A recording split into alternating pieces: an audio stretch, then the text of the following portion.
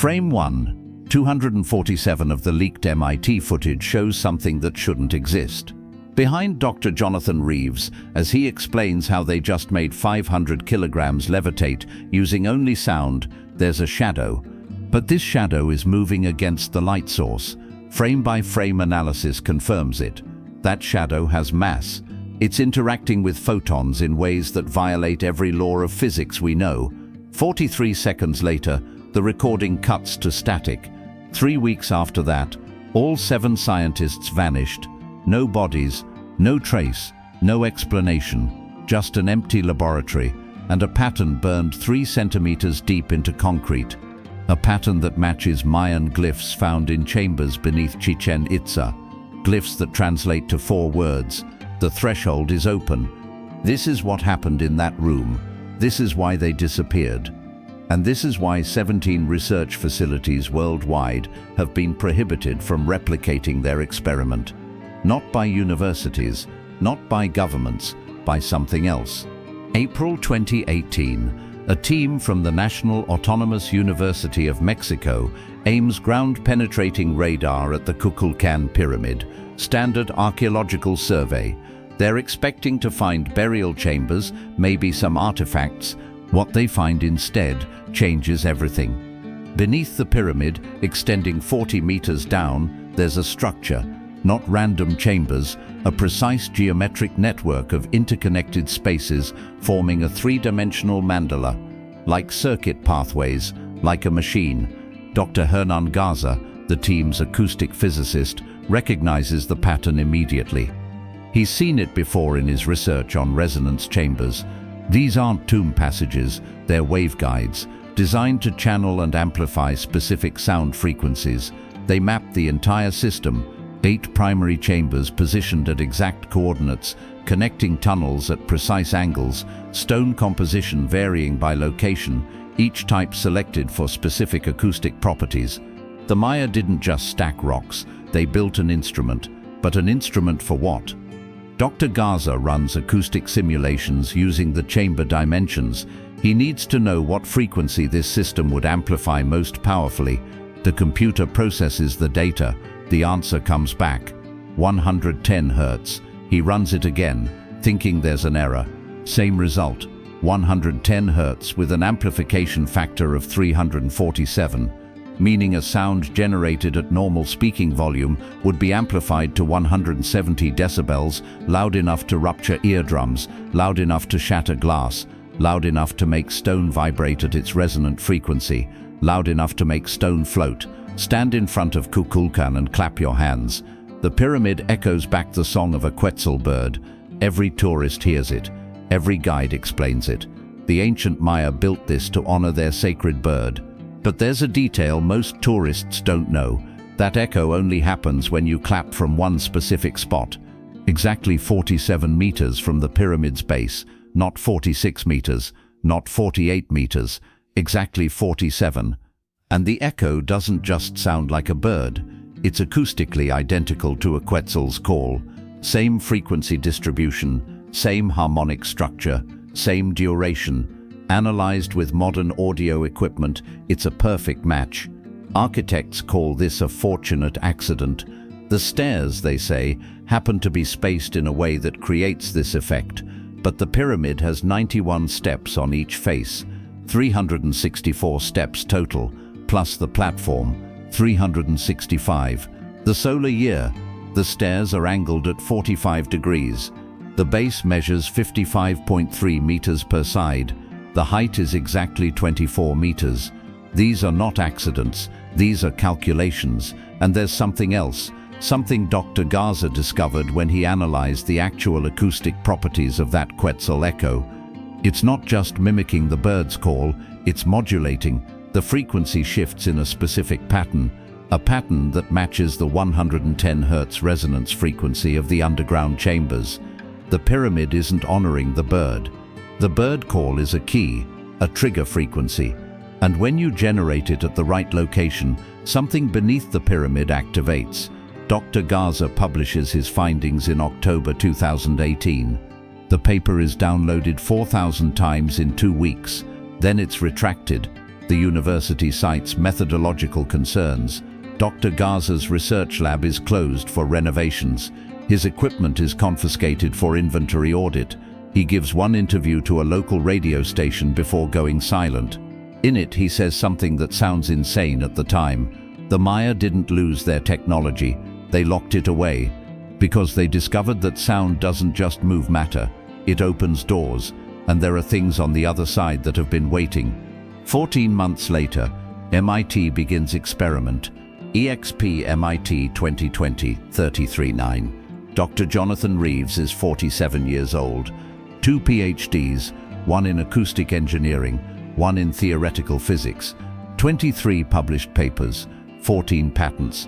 He's worked with DARPA on sonic weapons, with NASA on acoustic levitation for zero-gravity manufacturing. If anyone can prove the Maya had advanced acoustic technology, it's him. His team builds a resonance chamber using the exact proportions Dr. Garza published before his paper was retracted. They source limestone from a quarry in Yucatan, not because they believe the stone's origin matters, but because they want to eliminate all variables. November 2020, first test, a 200-kilogram block. They generate 110 Hertz at 120 decibels. Nothing happens. They increase power, 140 decibels. The block vibrates 150 decibels. Instruments detect something impossible. The mass of the stone is decreasing, not physically, gravitationally, as if the acoustic field is creating a bubble where gravity is weaker. The sensors show the block weighing 198 kilograms, then 195, then 170 decibels. Frame 47,293 of the high-speed camera captures it. The block rises 3 centimeters, hovers for 4.7 seconds, then drops. The team celebrates. They've done it. Proven acoustic levitation of massive objects is possible. Dr. Reeves sends an encrypted email to a colleague that night. In it, he describes the successful experiment, then he adds something else.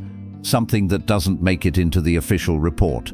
During those 4.7 seconds, all 6 of us experienced the same sensation, like we were being observed, like the room had become a stage, and something outside the room was watching the performance.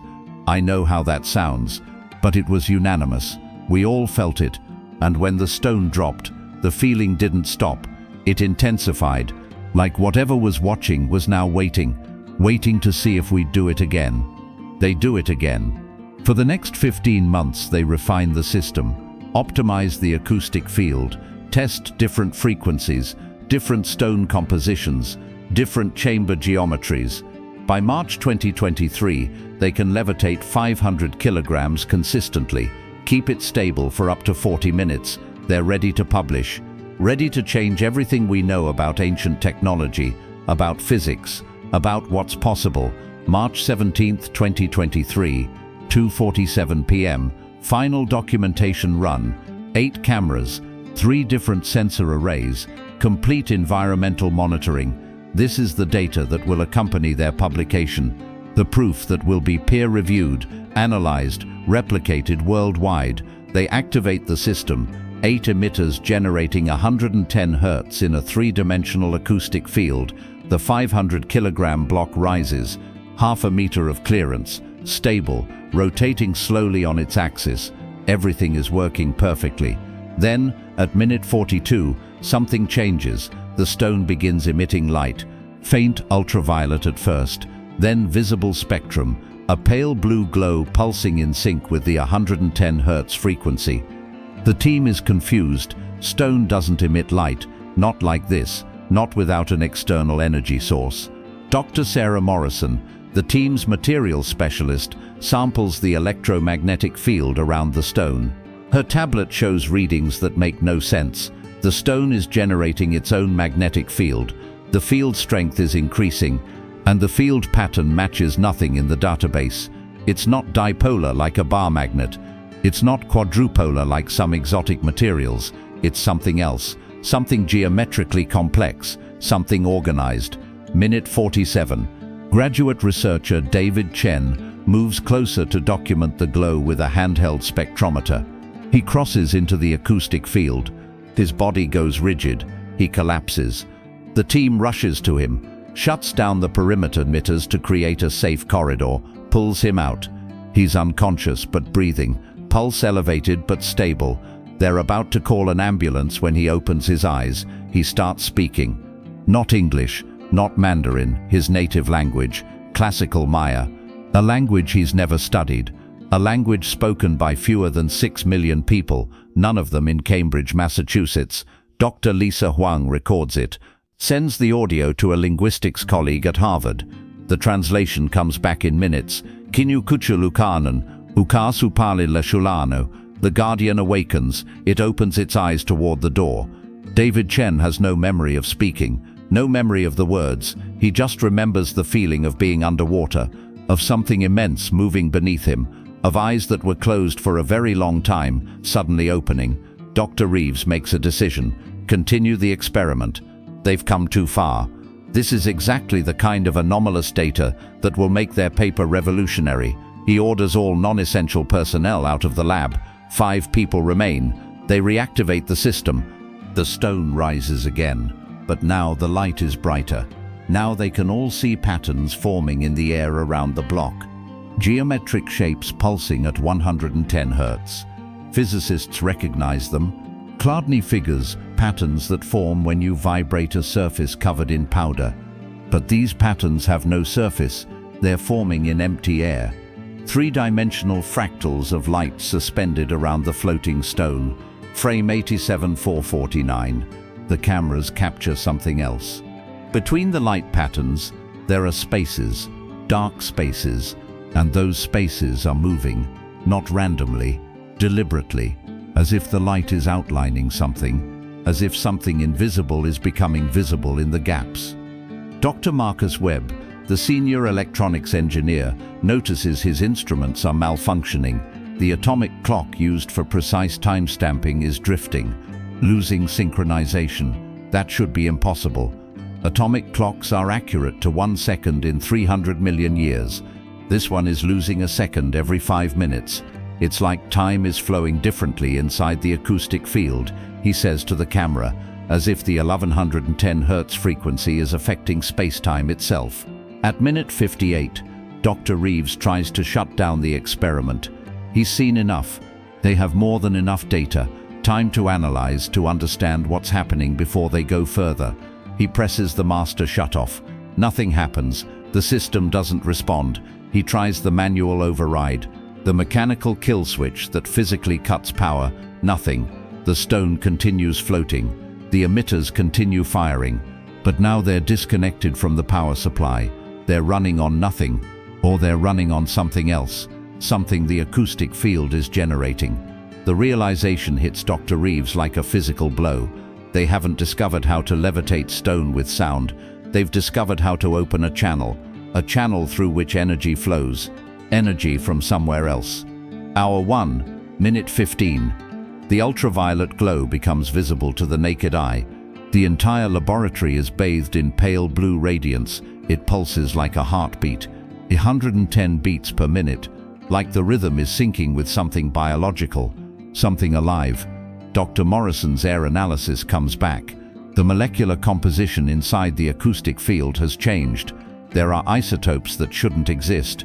Carbon-17, oxygen-21, elements with wrong numbers of neutrons, elements that can't form naturally, elements that would require a particle accelerator or a nuclear reactor to create, but they're forming here, in room temperature air, around a floating block of limestone, as if the acoustic field is transmuting matter, as if the boundaries between elements are becoming fluid. 3 more researchers collapse, all speaking classical Maya, all describing the same thing: water, endless water, and something beneath it, something vast, something old, something waking up. Hour 2, minute 30, the laboratory lights shatter. Not a power surge, not an electrical failure. They shatter simultaneously, as if crushed by pressure. But there's no pressure wave, no explosion. They just implode into dust. In the darkness, the blue glow intensifies. The patterns around the floating stone become clear. They're not random geometries, they're glyphs, Mayan glyphs. The same glyphs found beneath Chichén Itzá. The same glyphs that translate to "the threshold is open." Dr. Reeves makes the final decision. Evacuate. They'll seal the lab. Let whatever this is run its course. Come back when it's safe to analyze what happened. But before he leaves, he records one last message on his phone. 30 seconds. He uploads it to an encrypted server. Then he runs. In that video, he says, "If anyone finds this, you need to understand what we've done. The Maya didn't build acoustic instruments to move stone. They built them to communicate, to open channels to something else, somewhere else. We thought we were replicating their technology. We were actually accepting their invitation. And now something is coming through, something that's been waiting for someone to open the door again, to sing the frequency, to call it home." That was 5:47 p.m., March 17, 2023. The last confirmed timestamp of Dr. Jonathan Reeves. MIT security enters the sealed laboratory at 11:23 p.m. 6 hours of whatever was happening in there, happening unwatched. They find the room empty, not just empty of people, empty of the stone. The 500-kilogram block is gone. The mounting platform is bare. No sign of the limestone, no residue, no dust, just gone. In the center of the room, burned into the concrete floor, there's a pattern, 3 centimeters deep, still radiating heat. The pattern matches the glyphs that were forming around the floating stone, the glyphs from beneath Chichén Itzá. Weyanu Najil, Weyu Kalan Shibalba, Ukar Supali Leshulano, Tulakal Kubukintik. Here lies the threshold, here begins the underworld. It opens its eyes toward the door, all are invited. At the center of the burned pattern, there's a circular mark, perfectly round, exactly 110 centimeters in diameter. And it's vibrating, still vibrating at 110 Hertz, with no power source, no acoustic emitters. The concrete itself is resonating, as if the frequency has been imprinted into the molecular structure of the floor, as if the threshold isn't closed, as if it's still open. The 7 scientists are gone. Dr. Jonathan Reeves, Dr. Lisa Huang, David Chen, Sarah Morrison, Dr. Marcus Webb, Dr. Yuki Tanaka, Dr. Amira Osman. Their apartments are undisturbed, beds made, dishes washed, no signs of hurried departure, no signs of anything. Their phones are off, bank accounts untouched, cars in parking spaces. It's as if they finished their workday, walked out of the laboratory, and stepped out of reality. MIT issues a statement on March 21st. Equipment malfunction during routine acoustic research, no safety concerns, facility temporarily closed for maintenance. Within 72 hours, every file related to experiment 447A is deleted, every backup, every cloud server, every email. The laboratory is gutted. The concrete floor with the burned pattern is jackhammered out and replaced. The equipment is dismantled and destroyed, not archived, destroyed. But there's one file they can't delete. The 43-second video that Dr. Reeves uploaded to a private server at 5:47 p.m. The server with military-grade encryption. The server that automatically distributed the file to 17 different secure locations worldwide. If he didn't log in for 72 hours, he never logged in again. The file leaked to a dark web forum at 3:33 a.m. on March 18th. By the time MIT's security team traced it, it had been downloaded 4,000 times. Now it's been downloaded 4 million times, analyzed frame by researchers worldwide, and every analysis reaches the same conclusion. Frame 1, 247. Behind Dr. Reeves, there's a shadow that moves against the light source. A shadow with geometry that shouldn't be possible.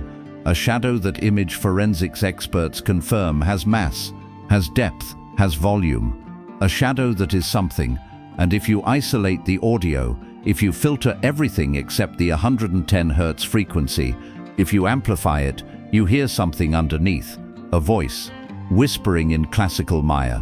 Kimbal, Tanu Kuchul Tulakal. Welcome, it is coming for all. Since March 2023, there have been 19 reported attempts to replicate the MIT experiment.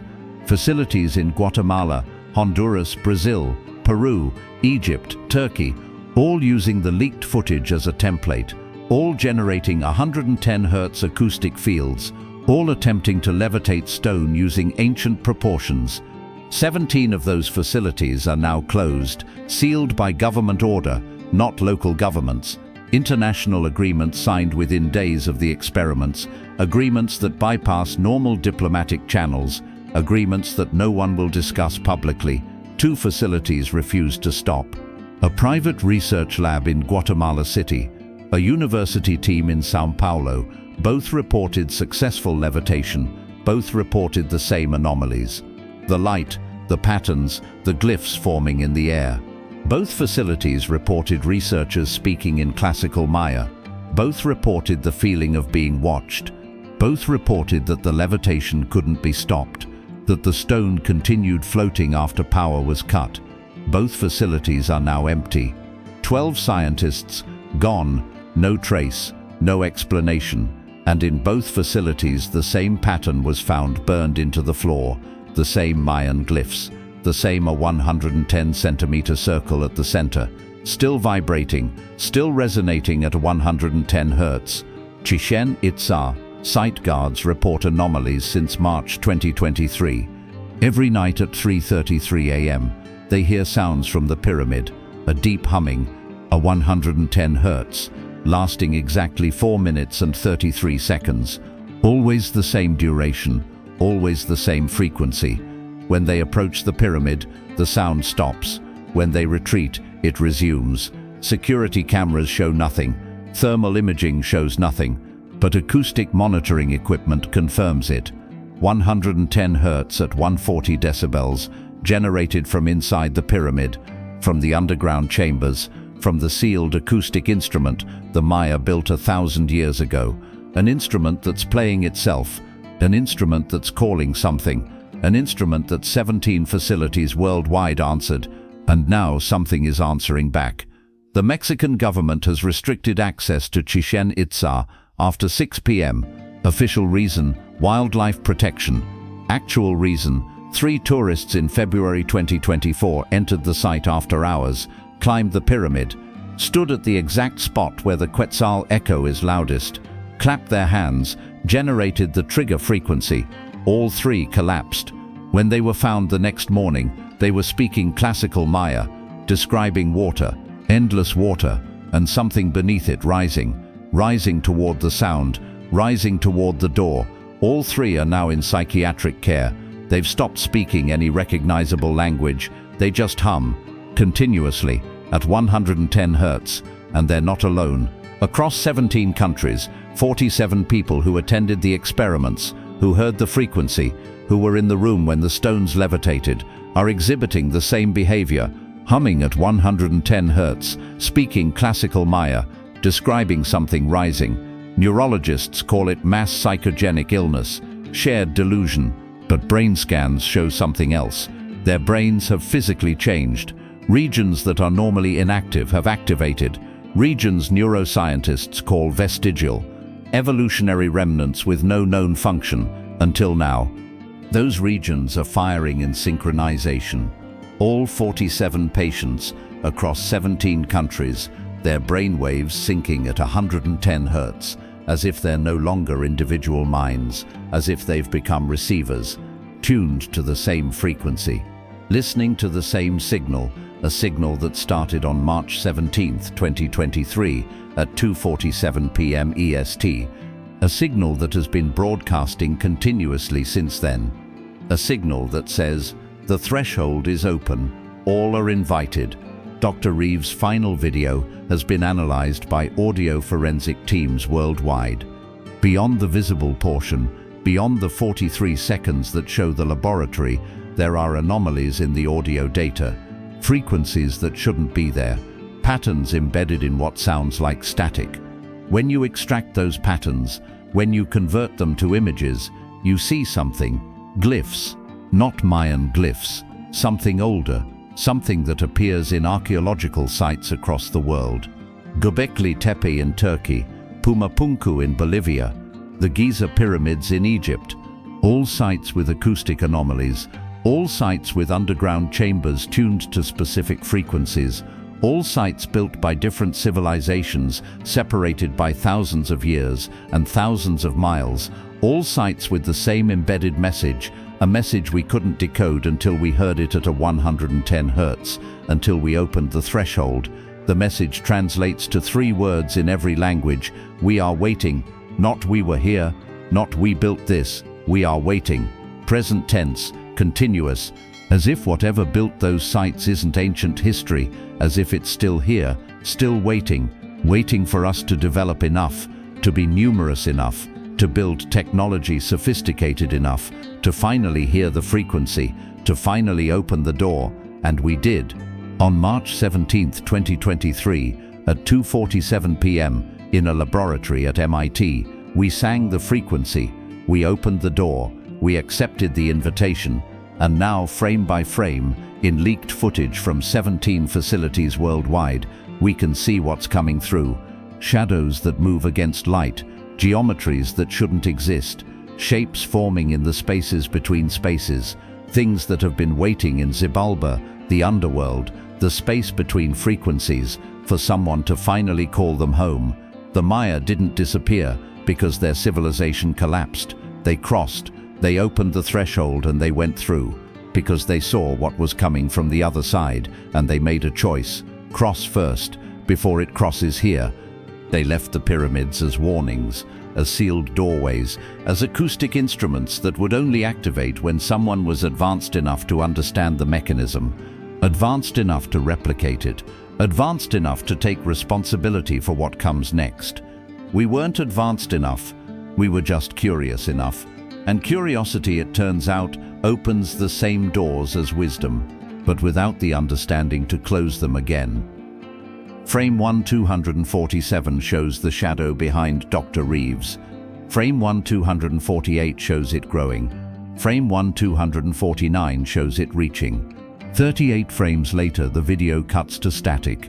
In those 38 frames, the shadow moves from the background to the foreground, moves from being behind Dr. Reeves to being around him, not attacking, embracing, as if welcoming him home, as if he was always meant to cross, as if the experiment was never about levitation, it was about selection, about finding those curious enough, brave enough, foolish enough to open the door, to accept the invitation, to join whatever has been waiting in the spaces between. The 7 scientists aren't dead, they're ambassadors, the first of us to cross, the first to see what the Maya saw, the first to understand what we've really discovered. Not ancient technology, ancient biology, ancient consciousness, ancient something that exists in frequencies we can't normally perceive, that lives in the spaces between spaces, that communicates through stone and sound and geometry, that has been waiting for us to evolve enough, to develop acoustic technology, to build scientific instruments sophisticated enough to detect what our ancestors could only sense, to finally, after thousands of years, hear the invitation clearly, to understand the message, to open the threshold, and the threshold is still open. The pattern, burned into concrete floors across 17 countries, is still vibrating at a 110 Hertz, still broadcasting, still calling to anyone who hears it, anyone who understands it, anyone ready to cross. The question isn't what happened to the 7 scientists, the question is, are you ready to be the 8th? Because if you've watched this far, if you've heard the frequency, if you understand the mechanism, your brain is already changing, already synchronizing, already tuning to 110 Hertz, already becoming a receiver for the signal that's been broadcasting since March 17, 2023, already accepting the invitation. The threshold is open, the guardian awakens, and we are all invited to cross. The only question is, will you cross willingly, like the 7 scientists, or will you wait until whatever is coming through the threshold crosses first? Because something is coming, frame by frame, shadow by shadow, through every facility that generated the frequency, through every pyramid that still resonates, through every person who heard the tone and felt the change. It's coming through the spaces between, the frequencies we can't see, the geometries we can't comprehend, coming from Xibalba, coming from the underworld, coming from the place where the Maya went, the place where the 7 scientists are now, the place that's been waiting for us since before recorded history, coming home. This documentary presents speculative theories and fictionalized scenarios, exploring alternative archaeology concepts. While based on real locations and some acoustic research principles, the experiments, individuals, and events described are creative interpretations for entertainment purposes. Viewer discretion advised.